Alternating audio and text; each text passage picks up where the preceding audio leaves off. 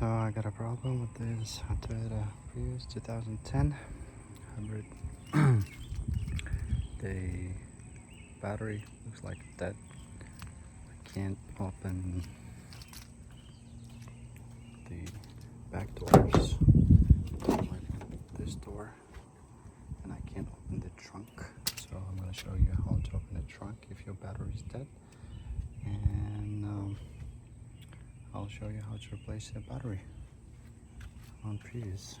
And how do you know that the battery is dead? So you come here, the car doesn't turn on, and there's no signal at all.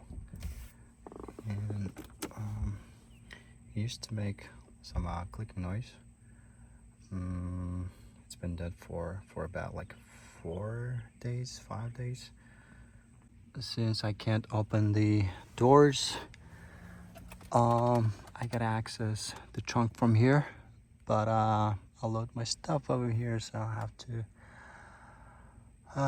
put them down, put them outside, and try to access the trunk from here. So I got access to my trunk now. I can unlock this like this. Try to move. I got a jump start key. And there is a lever here inside. I'm not sure if you can see it.